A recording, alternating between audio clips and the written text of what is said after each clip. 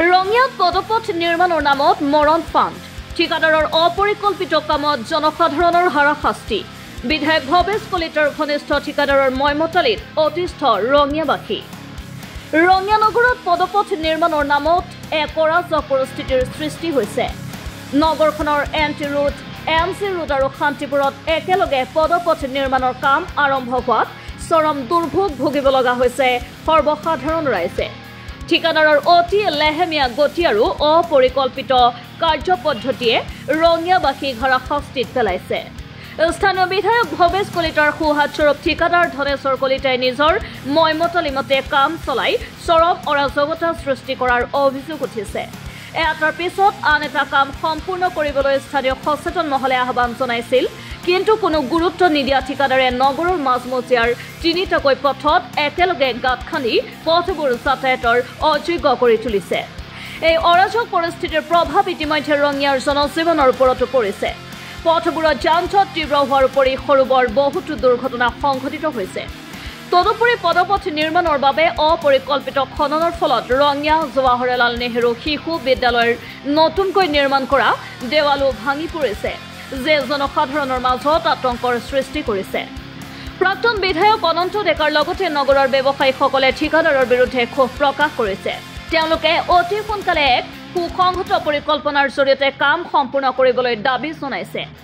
নগৰখনৰ সুশৃংখল পৰিৱেশ ৰক্ষা কৰিবলৈ প্ৰশাসনে এই বিষয়ত হস্তক্ষেপ কৰিব লাগে বুলি ৰঙিয়াৰ সচেতন মহলে মত প্ৰকাশ কৰিছে অহা দিনবোৰত যদি পদপথ নিৰ্মাণৰ কামে গতি লাভ নকৰে আৰু পৰিস্থিতি এনেদৰে অব্যাহত থাকে তেন্তে নগৰখনৰ জনসাধাৰণ আৰু ব্যৱসায়ীসকলে প্ৰতিবাদ সাব্যস্ত কৰাৰ হুংকাৰ দিয়ে এই যে ঠিকাদাৰবিলাক আমাৰ ৰঙিয়াত নৰ্দমাৰ কাম কৰে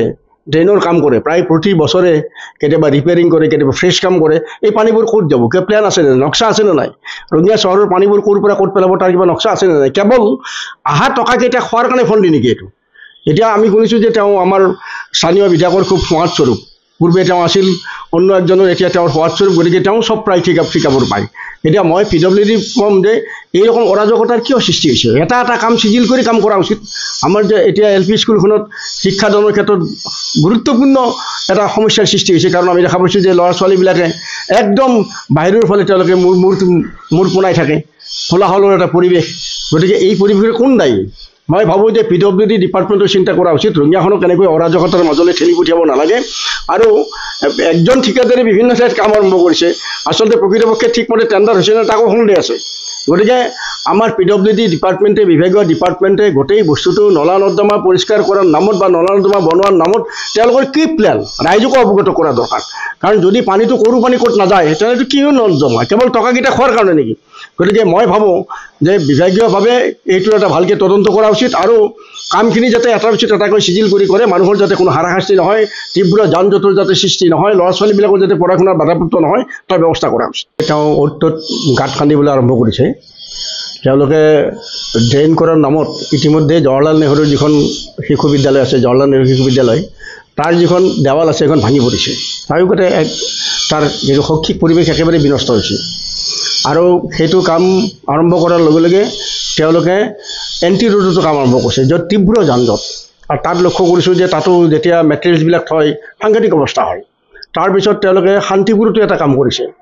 আৰু একেজন ঠিকাদাৰে এইটো কাম কৰিছে কি হিচাপে কৰিছে নাজানো ৰঙিয়া এনটি ৰোড মেইন টাউনৰ এইখিনি ব্যৱসায় কৰা জেগা ঠিকাদাৰে ভাঙা 3 দিনমান ক'লে যে 3 দিনত আমি এইখিনি জেগা ঠিক কৰি আপোনালোকক দি দিম এতিয়া ভাঙা আজি মোটামুটি 8-9 দিন হ'ল আধা কাম কৰি হ'লে ঠিকাদাৰে এতিয়া ঠিকাদাৰৰ পাতা নাই কাকো সুধিলেও কয় আধা কাম হৈছে আৰু নহয় কাম আমি বিৰাট অৱস্থা বেয়া দোকানত মাল ভৰাব পৰা নাই আজি নিজে এইখিনি জেগা অলপ ঠিক কৰি লৈছোঁ কাষ্টমাৰ নাহে এতিয়া প্ৰশাসনে এইখিনি জেগাত যদি চকু দিয়ে অলপ আমাৰো সুবিধা হয় মানুহৰ অসুবিধা হয় জাম লাগে অলপ পিছে আজি অলপ চাপা টাপা কৰি দিছে আৰু এইখিনি জেগা আমি নিজে অলপ ঠিক কৰি লৈ যাতে মানুহ অহা যোৱাত সুবিধা কৰোঁ ৰাস্তাতে থোৱাই আছে এতিয়াও থোৱা আছে শিলবালৰ ৰাস্তাত যান জঁট হৈছে অলপ মোৰ পৰা যিদিনা ভাঙিছিল শনিবাৰ ৰাতি মোৰ পৰা 3 দিনত মোক ঠিক কৰি দিম বুলি কৈছিল 3 দিনত ক্লিয়াৰ কৰি দিব বুলি কৈছিল আৰু ইয়াতে বাৰিন্দা চাৰিন্দা আছিল সিহঁতে নিজে ইচ্ছামতে মানে ইমানখিনি জেগা নাযায় সিহঁতে ইচ্ছামতে ভাঙি থৈ গৈছে নিজৰ ইচ্ছামতে ভাঙিছে বৰষুণ আহিলে এতিয়া আমি কি কৰিম এতিয়াতো আমি তাকে চিন্তা কৰিছোঁ ওচৰত ঈদ আহি আছে বিহু আহি আছে ৰঙিয়া নগৰবাসীৰ দীৰ্ঘদিনীয়া কষ্টৰ অন্ত পেলাবলৈ এতিয়া প্ৰশাসনৰ হস্তক্ষেপ একান্তই প্ৰয়োজন বিশেষ প্ৰতিবেদকৰ ৰিপৰ্ট MV Live